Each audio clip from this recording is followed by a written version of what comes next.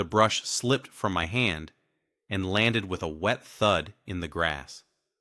Navy blue paint soaked into the soil like blood under a white sheet. That was the first second of peace I had that morning. Before the chaos arrived in full sirens and polished boots, I was still standing there, shirt off, sweat rolling down my neck, when 3 vehicles barreled up my gravel path like a cavalry charge. 1 unmarked black SUV, 2 county patrol cruisers. The kind of entrance you save for meth labs or hostage situations. Not for a man painting his cabin. Karen emerged first. Of course she did. Shoulders thrown back, clipboard in hand, lips already moving. Behind her, 2 officers stepped out slow and deliberate, like they were bracing for gunfire. I took a half step back, holding my hands slightly raised, not from guilt. Hell no. But because I knew how fast misunderstandings escalate. "Sir, we need you to step away from the structure," one of the officers said. His tone was flat, procedural. Like I was a walking violation code. Karen cut in, pointing at the cabin with theatrical outrage. "He's defaced community property. That color isn't in the approved palette. It's an eyesore." I blinked, trying to process the insanity. "It's my cabin," I said slowly. "Bought it 30 years ago. Long before your little club even existed." She laughed, but it was the humorless kind. "Ownership doesn't exempt you from regulation. You're within the Lakeview Overlay Zone. That means any visual alteration requires association approval. You didn't get it." One of the deputies pulled out a small notepad. The other began walking toward the front porch like he was mapping out a crime scene. "You got ID, sir?" I stared at them, paint still drying on my palms. The smell of pine sap and turpentine hung in the air. My stomach churned. Not from fear, but the kind of rage that settles deep in your bones. The kind that builds. "Yeah," I said finally. "Inside, I'll get it." The officer followed me into the cabin, like I might leap out the window and flee, as if I'd spent my retirement converting this place into a bunker. Inside, the walls still smelled like fresh stain. My wife had picked out that scent years ago. Mountain oak. Said it made the cabin feel like home.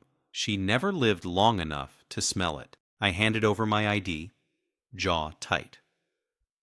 Outside, Karen paced like a school principal, waiting to deliver suspension papers. When we stepped back out, the deputy handed me my license and gave a slow nod. "You're clear, no outstanding issues, but we're going to need to file an incident report. There's been a formal complaint." A formal complaint about blue paint," I muttered. "That's where we're at now." Karen folded her arms. "It's about aesthetics, community cohesion, property values.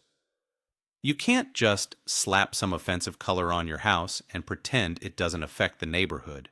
The officers left after a few more minutes, clearly embarrassed by the whole ordeal, but not before handing me a warning notice and a printout of the Homeowner Association's bylaws. Karen stayed, standing at the edge of my gravel path like she owned the earth under her shoes. "You'll be hearing from the review board," she said, eyes narrow. "And I suggest you take this seriously." I didn't reply. I just looked at her, at the smear of lipstick clinging to her front tooth, at the vein twitching in her temple. And I smiled. It wasn't warm. She left in a huff, high heels clacking against the concrete like a clock counting down. I stood alone in front of the cabin, the breeze ruffling the wet paint. blue, deep, defiant, beautiful. The same shade my wife once painted a mural in our old living room. Said it reminded her of the ocean she never got to see. That night, I sat on the porch with a glass of bourbon, staring out at the lake. The crickets buzzed like static. Somewhere across the water, a dog barked once, then fell silent. Funny thing about paint, it shows up fast, but it takes time to sink in. So does hate. So does war. And this, I realized, was just the first shot. I wasn't done fighting yet, not even close. The warning notice sat on my kitchen table like a venomous snake. I didn't touch it. I didn't even look at it again. I'd grown up around men who believed that ignoring something gave it power. I wasn't one of them. I believed in watching your enemy real close until they blinked first. 2 days passed. The paint dried beautifully. When the morning sun hit it just right, the cabin looked like something out of a postcard. Bold, clean, proud. And that seemed to drive Karen even further off the rails. I caught her taking photos from across the lake, standing stiffly on a neighbor's dock, with her phone raised like a rifle. I didn't wave. That afternoon, I got a letter. Hand-delivered and unsigned. No stamp, no return address. Just a thick envelope left under my porch chair. Inside, a printed demand to attend a disciplinary review hosted by the Homeowner Association board, along with a packet outlining my violations. The language was bureaucratic poison. Failure to adhere, disruptive color choices, refusal to comply. I called the number on the last page. A woman answered, her voice tight and robotic. "And I'd like to speak to whoever sent this," I said. That would be Ms. Kilpatrick," she replied. "She's chairing the compliance board." "Karen." "Of course." I told her to tell Ms. Kilpatrick I wouldn't be attending any kangaroo court hearings. She paused. "Sir, non-compliance can result in fines and legal action. You tell Karen she can paint her own house whatever shade of beige she wants, but she doesn't get to touch mine." I hung up. Later that evening, I walked the property line, just to clear my head. I found something strange. Small flags placed in the ground near my east fence. Orange plastic markers like the ones utilities use. That was odd. I hadn't requested any work. I followed them with a flashlight until I reached a stake with a laminated sign. Pending landscape modification. Approved by Lakeview HOA. They were planning something, and they hadn't even told me. The next morning, I drove into town. There's a diner off Route 9 where the coffee's burnt and the eggs are rubber, but the gossip's fresh. I found Lyle there. Old-timer, white beard, voice like a gravel truck. He'd been a dues-paying member of the association for 20 years. Used to mock it until his wife passed and he let Karen take the wheel. They said you defiled the shoreline," he grunted, not looking up from his eggs. "I painted a wall. Blue," he said with the weight of a man quoting scripture. I leaned in. "What are they planning, Lyle?" "What's with the markers on my property?" He hesitated, then sighed. "Karen's been pushing for a communal path down to the water. Wants to build a gazebo, benches, kayak rentals. Whole touristy mess. Says it'll raise everyone's property value." "On my land?" He finally looked at me. "They think it's theirs. That it was donated in the 80s. No one ever checked." I checked. That afternoon, I tore through my filing cabinet, hands shaking slightly, heart thudding like a drum. My father's deeds, the old survey maps, the notarized documents, there it was. Parcel 22B, my name.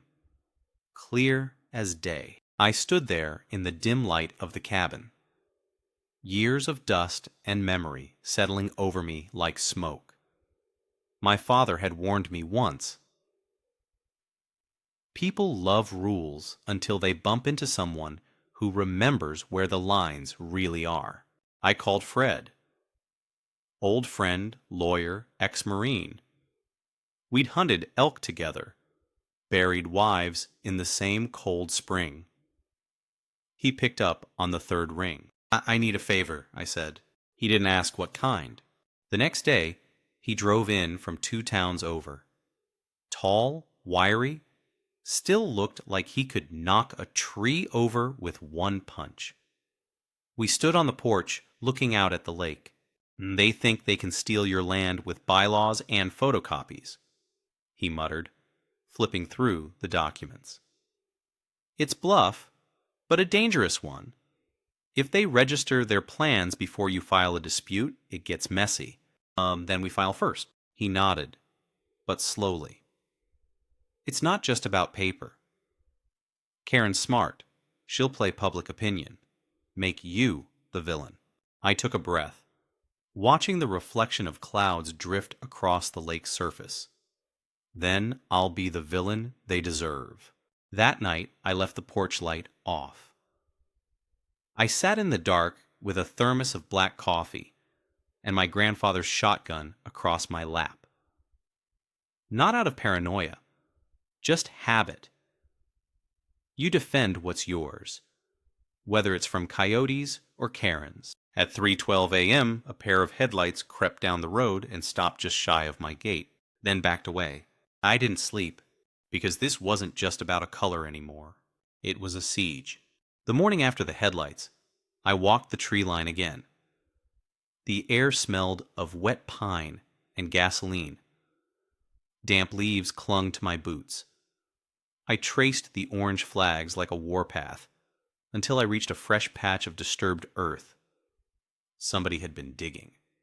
Not deep, maybe 3 feet across, half a foot down, but fresh, as if they were checking something. I knelt, ran my hand over the soil.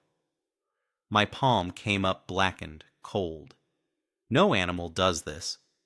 This was human, calculated. I called Fred. He picked up quick. They're probing, I told him. They're testing how far they can go. He grunted. They're laying the narrative. Give it a few more days and you'll be the recluse who refused to share his blessing with the community. The selfish veteran with a shotgun and a chip on his shoulder. He wasn't wrong. I'd heard it already in town. Whispers at the hardware store. Cold shoulders at the post office. One woman clutched her kid a little tighter walking past me, like I was contagious. Karen was working fast. The next letter came, certified. This time signed. A cease and desist regarding unauthorized modifications to the shoreline, citing a temporary suspension of landowner rights pending review. That phrase hit me like a brick. Suspension of landowner rights. What the hell did that even mean? They were inventing tools now. Fred reviewed it and snorted. This isn't law. It's theater. But if you don't play, they'll call it contempt. You need to show up. So I did. The next evening, I walked into the town's community hall, the one with the peeling paint and broken water fountain. A room of 30 folding chairs, most filled. Karen sat at the front, flanked by 2 board members and a smug-looking man in a beige blazer. Probably her new pet lawyer. There was even a projection screen with a slide labeled, Maintaining Lakeview Harmony. I scanned the crowd. Lyle was there, arms crossed, not meeting my eyes. A few others I'd known for years, now looking away like they'd forgotten who built half their docks for free one summer after the storm. Karen stood. Mr. Callahan, she began, crisp and professional. We're here tonight not as adversaries, but as stewards of our shared community.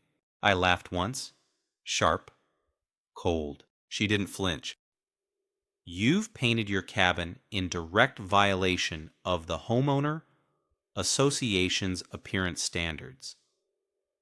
You've refused to acknowledge formal communications, and now appear to be interfering with plans approved by majority vote for shoreline development. On my property, I said. Her smile twitched. There is substantial reason to believe the parcel in question was part of a community easement established in 1987. Fred, standing at the back, cleared his throat and stepped forward. Actually, there's no such easement. We have the deeds, the survey maps, and the transfer documents from '86. This land was privately retained and never designated communal. Karen turned to her lawyer. The man opened a folder, hesitated, then whispered something.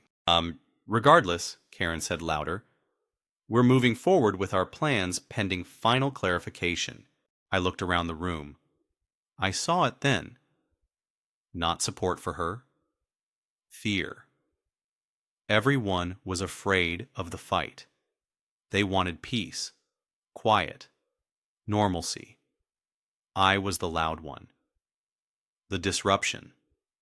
And Karen knew how to play that. After the meeting, Fred and I stood by my truck in the dark. She's bluffing, but she's winning. Because she controls the narrative? I said. He nodded. And soon she'll control your shoreline, unless you outmaneuver her. We didn't speak for a while. Back at the cabin, I found a plastic bag taped to my door. Inside, a dead fish. Split down the middle, rotting. No note, just a message. I buried it behind the shed with bare hands. I didn't tell Fred. Didn't call the sheriff. Some messages aren't worth responding to out loud. The next day, I drove out to the county records office. A dim place that smelled like mildew and lost time. I spent 6 hours flipping through dusty ledgers, microfiche reels, old maps, and then I found it. A letter. Handwritten. Dated May 1986, from my father to the county clerk. Declaring retention of all subparcels, including the shoreline strip. Filed. Stamped. Legally binding. It wasn't just mine. It had never been theirs. And Karen? She had no idea it existed. As I drove home, the sky turned the color of old bruises.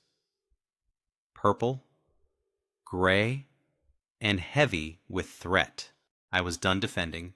It was time to start pushing back. But first, I needed bait, and I had the perfect hook. Fred raised an eyebrow when I showed him the letter. We were sitting at my kitchen table again. Same place where that HOA notice had first landed like a curse. The sun was crawling through the blinds, slashing light across the table in angry stripes. He held the letter like it was a loaded weapon. "This is gold," he muttered. "Pure, legal gold." "It's not enough," I said. "Not if we play it straight." He looked up, puzzled.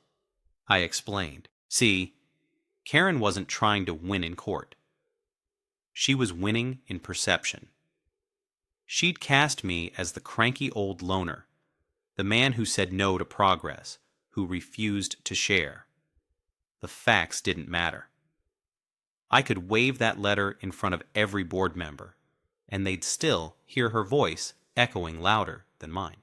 So, I told Fred what I had in mind. He listened without interrupting. When I finished, he leaned back in his chair and let out a low whistle. You sure you want to do that? I'm sure she's not expecting it. That afternoon, I paid a visit to an old name I hadn't said out loud in years. Lenny Cole. He used to run a towing yard, now ran a landscaping company that did selective demolitions. The kind of jobs you didn't advertise. We shook hands like nothing had changed. I need a temporary staging site, I said. For some equipment, shoreline stuff. He gave me a long look. Yours or someone else's? Just make it look busy, he agreed.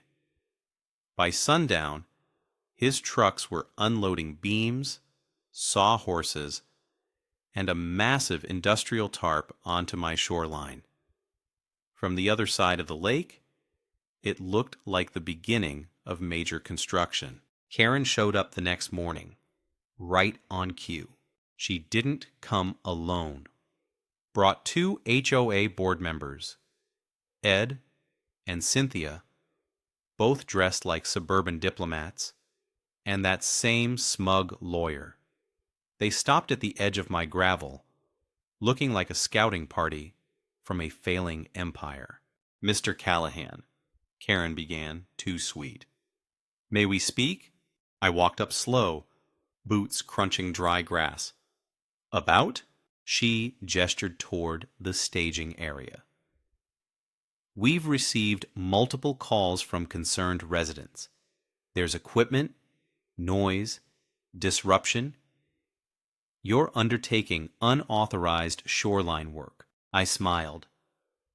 I'm enhancing my property. I don't need HOA permission for what happens on land you don't own. Ed cleared his throat.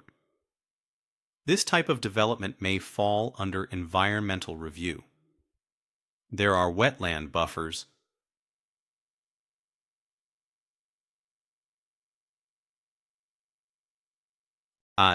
That's rich, I cut in. Coming from people who staked flags on my lawn without permission? Karen's voice sharpened. We're requesting a full disclosure of your project scope. I stepped closer. And I'm requesting you get off my property. Fred stepped out from behind me, arms folded. You're trespassing, he said calmly, and unless you want this on record, I suggest you comply. Cynthia shifted uncomfortably. Ed started to speak, then stopped. Karen held her ground. Her eyes burned. You can't intimidate us, Mark, she said. Good, I replied, because this isn't intimidation. This is warning. They left. Not fast, not slow. Like they wanted to appear composed while retreating. By nightfall, the rumors had taken root. That I was building a dock extension. That I'd filed for private beach rights. That I had some corporate backer moving in to develop the site. I didn't confirm or deny anything. I just let it grow. Fred worried. This could backfire, he said, only if I blink first.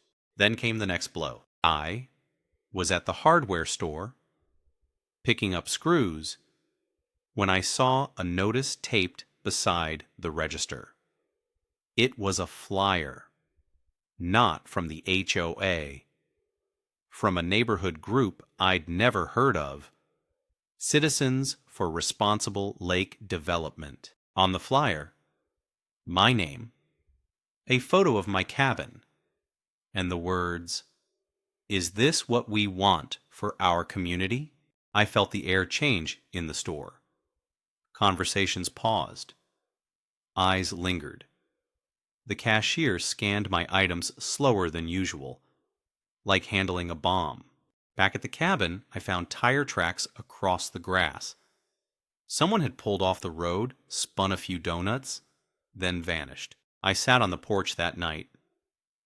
Bourbon untouched, watching the lake turn black under the moonlight. The air was still, but I felt the current moving under everything.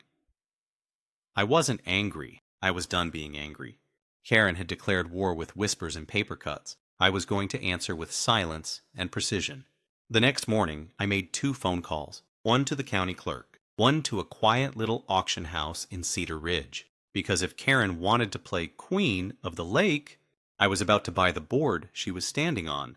Cedar Ridge Auction House didn't look like much from the outside.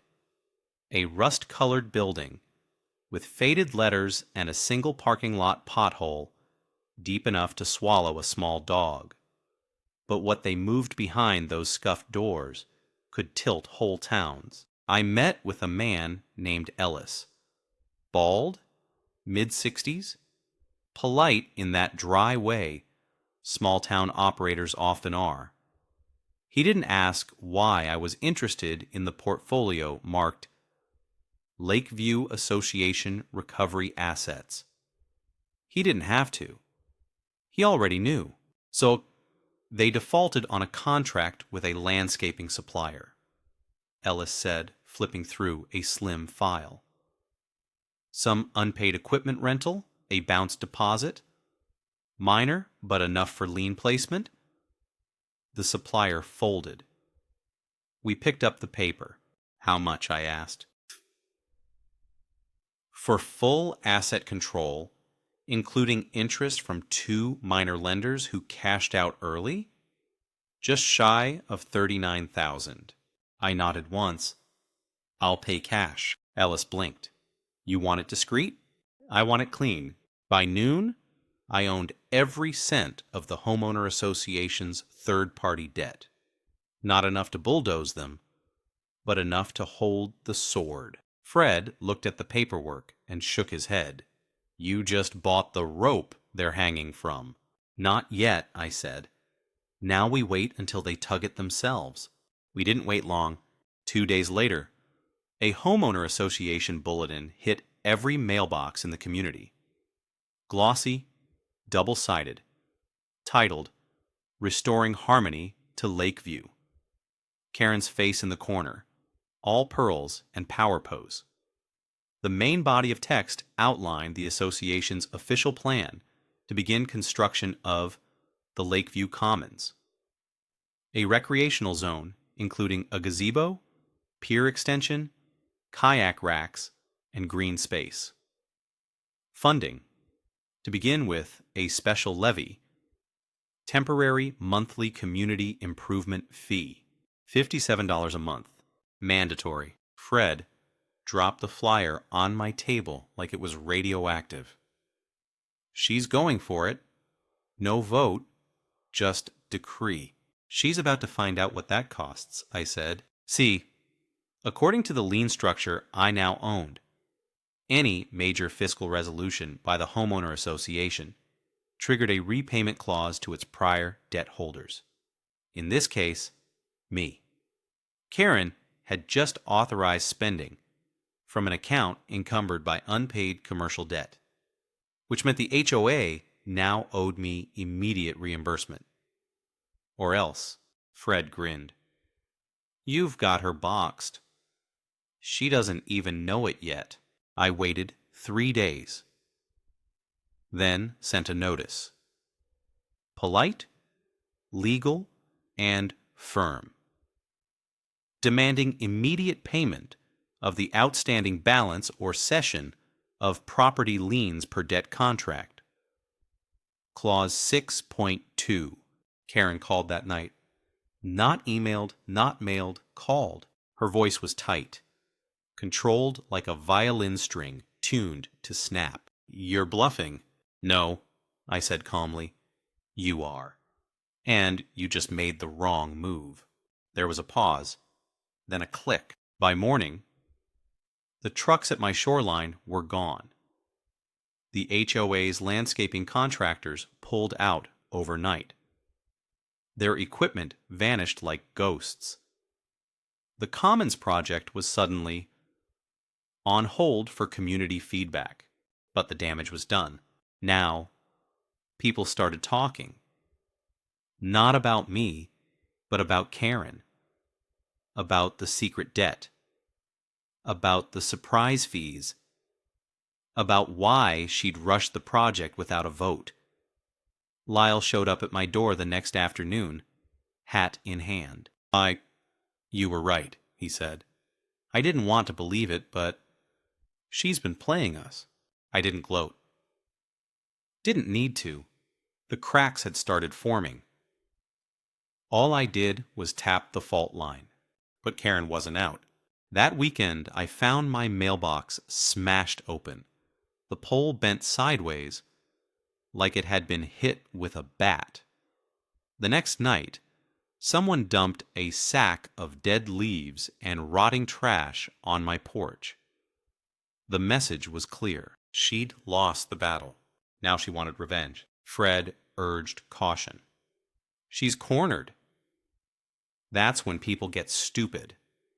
Or desperate. I reinforced my locks. Installed a few motion lights.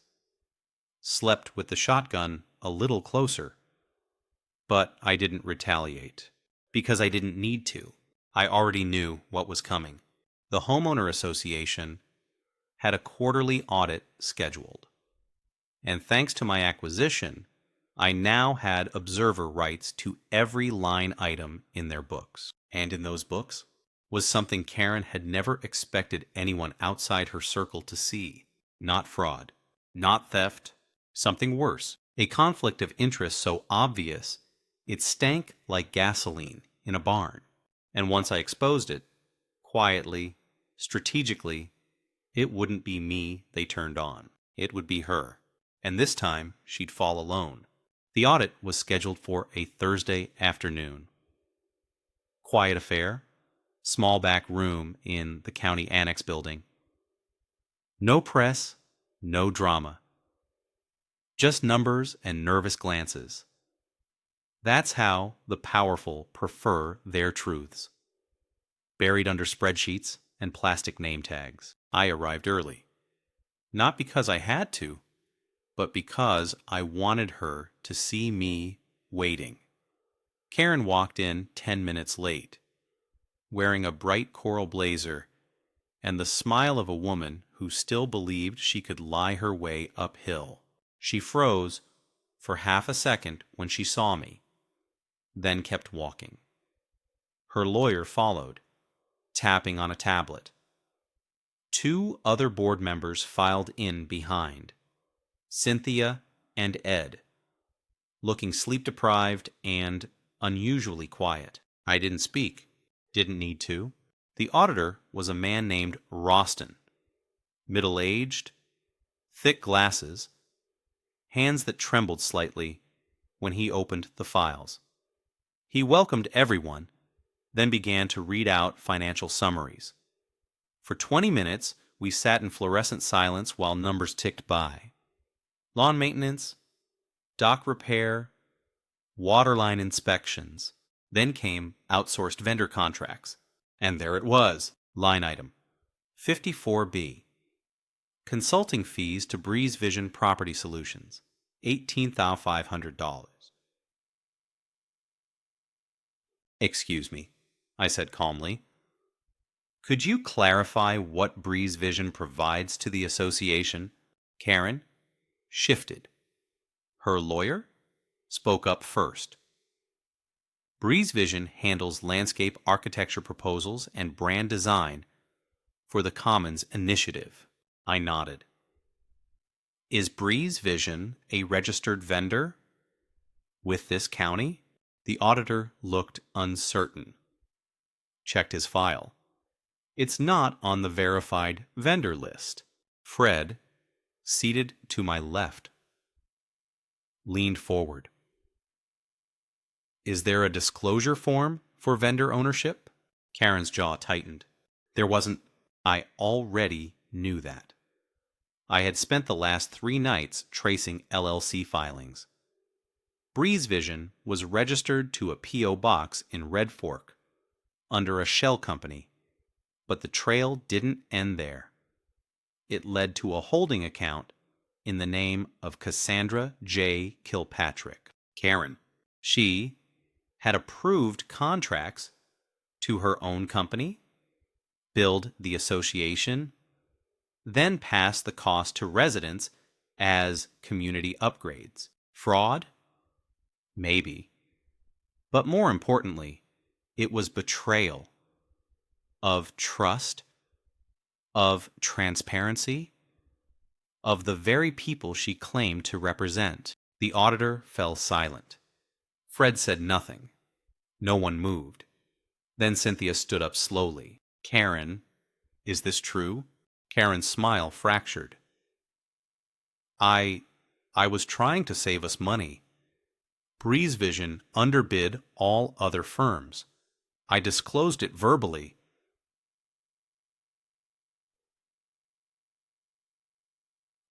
You didn't, Ed said. His voice was quiet, ashen. I stayed seated. Karen's lawyer cleared his throat. I think we need to pause this session.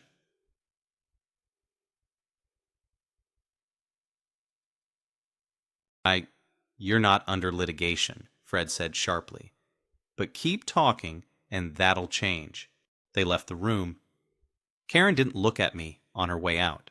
I stayed behind. Watched Cynthia press her hands to her temples, like she'd just come out of a war zone. Ed muttered something about being done with the whole thing. The walls were collapsing, not because I'd pushed them, but because Karen had hollowed them out long ago. Later that evening, I sat on my porch with Fred. We didn't toast. We didn't celebrate. Just watched the moon drag a silver scar across the lake. She'll try to recover, he said. Go into PR mode. Play the victim. Spin it. She can try, I said. And she did. The very next morning, a message appeared in the Lakeview online bulletin board. Karen's letter to the community. A long, syrupy statement about unintentional oversight and volunteer burnout, and how she had always acted in the best interests of our neighborhood. No apology, just smoke and perfume. But this time, people didn't eat it up. I saw replies, real names, real anger. Astaker. How long has this been going on? Why didn't we vote on any of this? She billed us to pay herself? By sunset, she had turned off commenting. And the next day, she tried one last move. She filed a motion to dissolve the existing board and reset all complaints.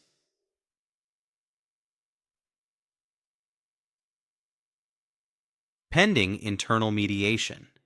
A power grab disguised as damage control. But it required majority signatures. And this time, no one came to her defense. Instead, a petition started circulating. Not to dissolve the board. To remove Karen. I didn't sign it. Not because I didn't want her gone, but because I had one more play left. And it wasn't going to be democratic. It was going to be personal. The kind she'd never forget. 2 days after the petition surfaced, Karen disappeared. Not literally.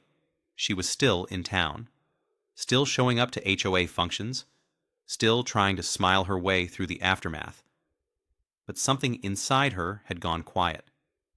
That fire she carried in her walk, the bite in her words, it was gone. Replaced by something brittle. But I wasn't done, because while the community chewed over scandal and signatures, I was building something else. Not with tools, not with trucks, with leverage. See, Karen had a brother. His name was Miles. Used to be a county building inspector before he retired early, under odd circumstances. Nobody really questioned it. He was well-liked, soft-spoken, the kind of man who handed out peppermints to kids in waiting rooms. But I remembered, back when I'd renovated my porch, he'd dropped by, off-duty, he said, and suggested I use a particular contractor. Pushed the name. Even offered to help smooth the paperwork. I declined. politely, but it had left a taste. So I made some calls. Took 3 days, 2 favors, and a guy I knew from my Army days who now did data recovery in Tennessee. But I got it. Old emails. Internal memos. One in particular. Miles Kilpatrick recommending code waivers for 3 commercial projects in exchange for consulting fees. It wasn't criminal, technically, but it reeked of favoritism and insider play. And best of all, one of those waivers had been for a lakeside property owned by Karen. Fred read through the documents and let out a low whistle. "You planning to go public with this?" "No," I said. "Not yet." I printed everything, sealed it in a heavy envelope, and left it in Karen's mailbox one morning before dawn. No note, just a return address label. My name. Big, bold, undeniable. She got it the same day. That evening, her car drove past my cabin 3 times. Slow, window down. I sat on the porch, didn't wave.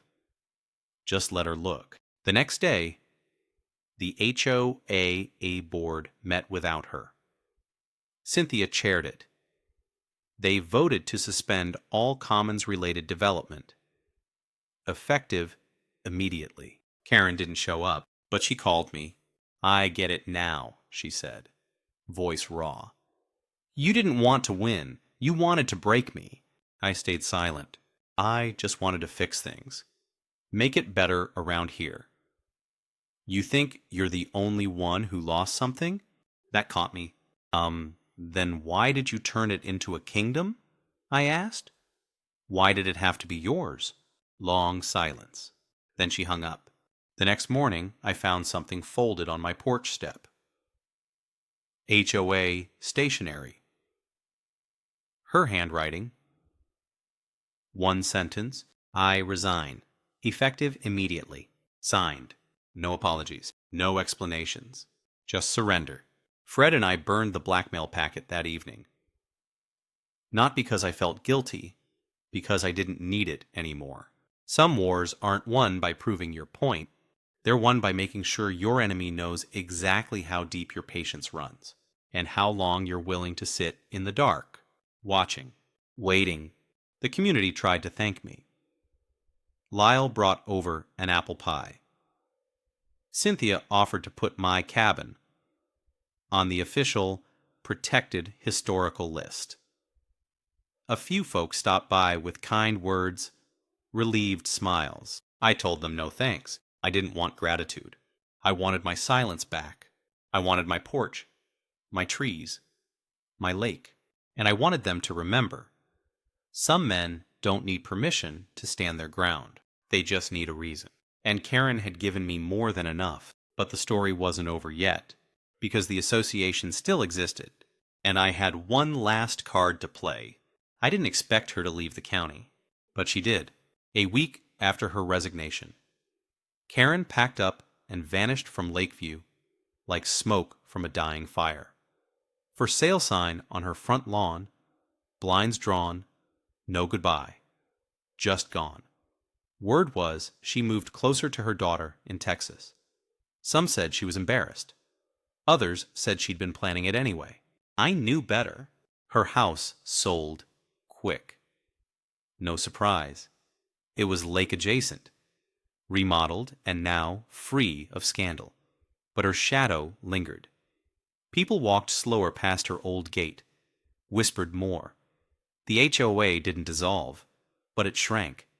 Fewer meetings, less noise, more silence. I liked that. But I hadn't forgotten the damage, or the threat. And I still owned the paper. Fred and I sat by the fire pit one cool night, wind tugging at the flames. He poured 2 bourbons, set one beside me without a word. You going to let them limp on?" he asked. I stared into the fire a long while before answering. "No. I'm going to change the game." The next morning, I walked into the county clerk's office and filed paperwork to reclassify the HOA from a collective ownership structure to a limited-use leaseholder consortium. Long story short, it meant their bylaws now required landowner consent on any budgetary decisions impacting shared infrastructure. And since I owned the debt structure behind that infrastructure, they needed my approval. Fred read the legal doc over coffee. You didn't kill them. Nope. And you neutered them. Exactly. I didn't want the HOA gone. I wanted them defanged. Harmless. A garden snake with no bite. Just enough rattle to keep tourists off the dock. And once the papers cleared, I made one last change. I rewrote the shoreline access code. Quietly. Precisely. Legally. It required unanimous owner consent to designate any private parcel as public adjacent use. That meant no more trails, no more benches, no gazebos, ever. Some folks bristled. But most? They were just glad the noise had stopped. No more flyers, no more dues hikes, no more Karen. I stood on my deck one morning, watching a family paddle by in a canoe, their laughter soft and distant. And I thought of her, how she'd stormed into my life with a clipboard and a mission, and left it with nothing but a signature. Funny thing about people like her, they never believe anyone else can outlast them. They think if they push hard enough, long enough, the world will bend. But some of us don't bend. Some of us dig in. And when the wind dies down, we're still standing. I didn't celebrate. Didn't tell the neighbors what I'd done. Didn't throw a barbecue or hang a victory sign. I just sat on the porch, sipping black coffee, watching the lake remember how to be quiet. One morning, Lyle came by. He didn't say much. Just handed me a folded note. HOA newsletter. Typed and proper. Inside, a line I hadn't expected. Effective this quarter, the Lakeview Homeowner Association Board recognizes Mark Callahan as honorary non-voting member, emeritus, with open invitation to all future board sessions. I laughed, loud and full. Fred saw the note and smirked. You gonna show up? Hell no. Why not? Because I already won. But deep down, I knew it wasn't about winning. It was about keeping what was mine. Not just the land, but the silence, the freedom. The memory of a woman who once painted a wall the color of the ocean she'd never seen, and the promise I made to guard it, with brush, with words, with fire if needed. That promise still stood, and I wasn't done keeping it. I thought the silence would be enough, but silence has its own weight. And when the dust settles, what remains isn't peace. It's memory. A month passed. The leaves began to turn, setting the hills around the lake on fire with reds and golds. The air grew sharp, biting at the lungs with every breath. I spent more mornings on the porch than in bed, wrapped in a wool blanket, sipping slow coffee, watching the lake forget. It was ever troubled. I repainted the west side of the cabin, same blue, deeper now, weathered, like it had earned the right to stay. Sometimes, at dusk, I'd hear the soft hum of a car slowing near my gate. It never stopped, just lingered, curious.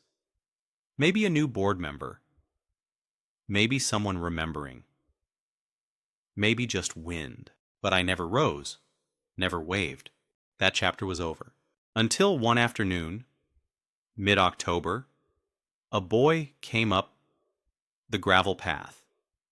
Maybe 12, t-shirt too big, shoes too small, hair like windblown straw. He held a sketch pad to his chest like a shield. Are you the man who painted his house blue? He asked. I didn't answer at first. Just tilted my head. My mom said you weren't allowed to, he added quickly. But you did it anyway. I nodded once. He glanced down. It's my favorite color. I looked at his sketch pad. You draw? He held it out. A rough pencil outline of a cabin. Wild trees behind, water in front. And on the walls, blue, too much of it, all over. Bold and wrong. It was perfect. I took a long breath. Looks like you see things clear. He smiled like no one had said that before. Then his mom's voice echoed from the road. Stern, worried. The boy looked back, then at me. They say you're a troublemaker. I am, I said. He grinned, and then he ran off. That night, I pulled out an old photo of my wife. The one where she's painting the nursery, elbow deep in that same impossible blue. She used to say the world needed more people willing to ruin beige walls. I sat with that thought a long time. Then I went to the garage, pulled out the last bucket.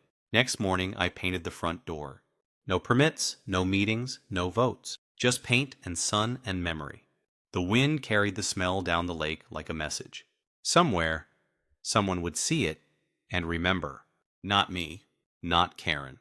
But the idea that we don't owe our lives to the rules of people who fear color. We owe them to the ones who dared to use it. And for that, I'd keep painting, even if no one ever understood why. Especially then.